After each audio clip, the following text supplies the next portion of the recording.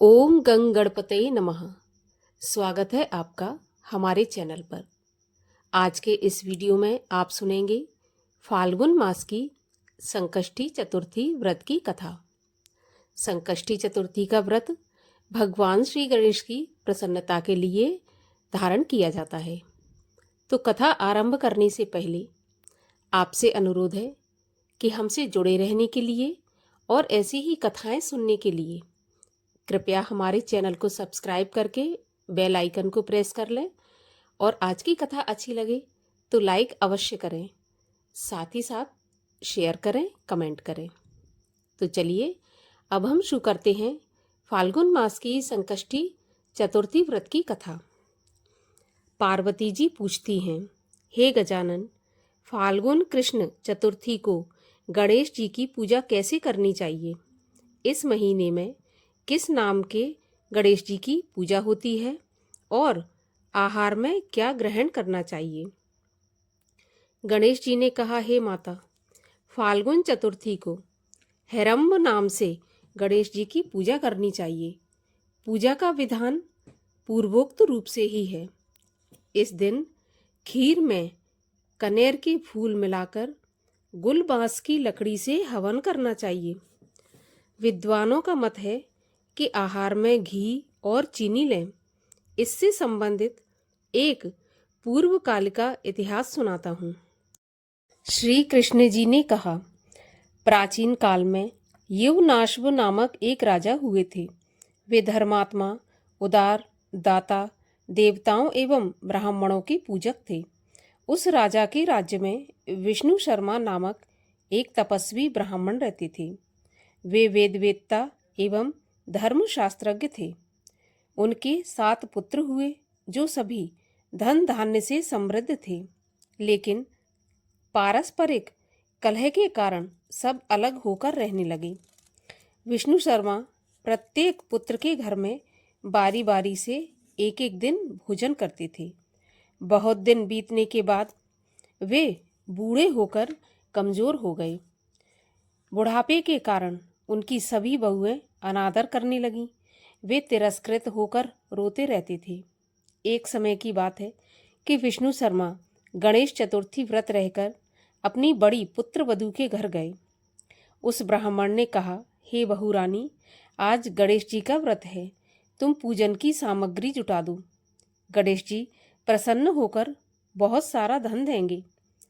अपने ससुर की बात सुनकर बहू कर्कश स्वर में बोली, दादाजी, मुझे घर में कामों से ही फुर्सत नहीं मिलती, फिर इन झमेलों में पड़ने का कहाँ मुझे समय है।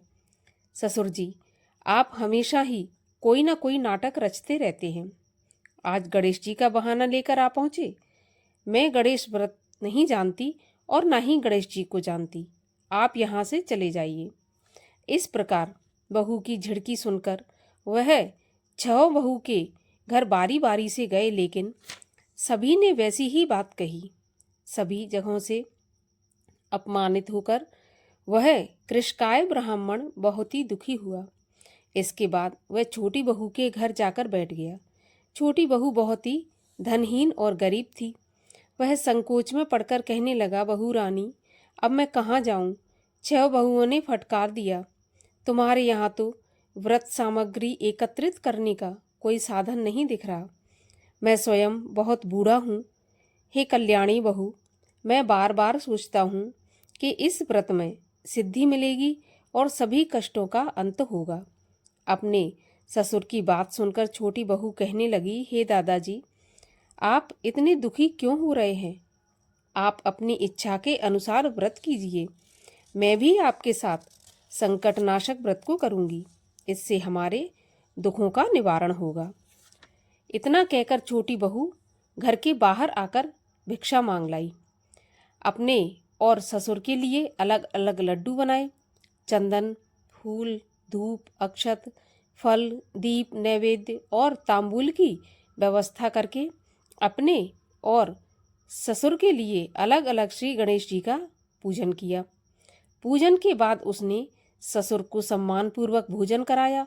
भोजन के अभाव में स्वयं कुछ भी न खाकर निराहार रही। हे देवी, अर्धरात्रि के बाद उसके ससुर विष्णु शर्मा को कै दस्त होने लगी, जिससे उसके दोनों पैरों पर छींटे पड़ गए। अपने ससुर के पैर धुलाकर शरीर पोंछा। वह शोक करने लगी कि मुझ हतभागिनी के कारण आपकी ऐसी दशा क्यों हुई। हे दादाजी, रात को अब मैं कहाँ जाऊं? मुझे आप कोई उपाय बतलाइए। रात भर रोते रहने के कारण अनजाने में उसका जागरण भी हो गया और फिर सुबह हुई। छोटी बहू क्या देखती है कि उसके घर में हीरा मोती और मणियों का ढेर पड़ा है, जिससे घर प्रकाशित हो रहा है। अब उसके ससुर का उल्टी दस्त भी बंद हो चुका था। आश्चर्य में पड़कर वह अपने ससुर से पूछने लगी, यह क्या बात है? यह संपत्ति किसकी है? अरे, इतनी मणि मूंगा आदि मेरे घर कहाँ से आ गए? हे दादाजी, क्या कोई हम लोगों को चोरी में फंसाने के उद्देश्य से घर में तो नहीं डाल गया? पतोहू की बात सुनकर ब्राह्मण कहने लगा, कल्याणी, यह सब तुम्हारी श्रद्धा का फल है। तुम्हारी भक्ति से गणेश जी तुम पर प्रसन्न हो गए हैं। इस व्रत के प्रभाव से ही गणेश जी ने तुम्हें इतनी संपत्ति दी है। बहू कहने लगी, हे दादाजी, आप धन्य हैं। आपकी कृपा से ही गणेश जी प्रसन्न हुए हैं। मेरी दरिद्रता दूर हुई, घर में अतुल संपत्ति आई और आपकी कृपा से मैं भी धन्य हुई। इस प्रकार वह ससुर से बार बार कहने लगी। अब छोटी बहू के घर में अपार धन संपत्ति देखकर अन्य सभी बहुओं के क्रोध की सीमा न रही। उन्होंने कहा कि बूढ़े ने उसे अपना संपूर्ण संचित धन दे डाला। बहुओं के पारस्परिक कलह को देखकर विष्णु शर्मा डरकर कहने लगे कि इसमें मेरा कोई दोष नहीं है।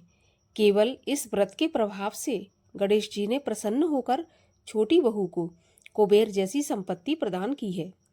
हे बहुओं, मैंने पहले तुम्हारे घर जाकर व्रत का अनुष्ठान करने का अनुरोध किया था, लेकिन तुम लोगों ने मुझे धुतकार दिया। छोटी बहू ने भिक्षा मांगकर पूजन की सामग्री जुटाई। इसके करने से गणेश जी ने प्रसन्न होकर संपत्ति प्रदान की है। गणेश जी कहते हैं, हे गिरजा कुमारी, उस ब्राह्मण के 6 पुत्र दरिद्र, रोगी और दुखी हो गए। केवल छोटा पुत्र ही इंद्र के समान भाग्यशाली बन बैठा। वे 6 आपस में होड़ करते हुए फाल्गुन कृष्ण गणेश चतुर्थी का व्रत करने लगे। इस व्रत के करने से वह सब भी क्रमशः धनवान बनते चले गए। तो इसी प्रकार दूसरे लोग भी जो इस व्रत को करेंगे, उनका घर भी धन धान्य से भरा पूरा रहेगा। श्री कृष्ण जी कहते हैं, हे पुरुषोत्तम युधिष्ठिर, गणेश चतुर्थी व्रत के प्रभाव से राज्य की कामना करने वाले को राज्य की प्राप्ति होती है। इसीलिए हे राजन, आप भी इस व्रत को शीघ्र कीजिए, जिसके फलस्वरूप आप कष्टों से छूटकर राज्य का सुख उपभोग कर सकेंगे। श्री कृष्ण जी के मुख से इस कथा को सुनकर युधिष्ठिर बहुत प्रसन्न हुए और व्रत करके गणेश जी की कृपा से अखंड राज्य के अधिकारी हुए। गणेश जी की आरती। जय गणेश जय गणेश जय गणेश देवा, माता जाकी पार्वती पिता महादेवा। एक दंत दयावंत चार भुजाधारी, मस्तक सिंदूर सोहे मूस की सवारी। पान चढ़े फूल चढ़े और चढ़े मेवा, लड्डुअन का भोग लगे संत करे सेवा। जय गणेश जय गणेश जय गणेश देवा, माता जाकी पार्वती पिता महादेवा। अंधन को आँख देत कोढ़िन को काया, बांझन को पुत्र देत निर्धन को माया। सूर श्याम शरण आए सफल कीज सेवा, माता जाकी पार्वती पिता महादेवा। दीनन की लाज रखो शंभु सुतवारी, कामना को पूरा करो जाऊं बलिहारी। जय गणेश जय गणेश जय गणेश देवा। माता जाकी पार्वती पिता महादेवा। माता जाकी पार्वती पिता महादेवा। बोलिए गणेश जी महाराज की जय।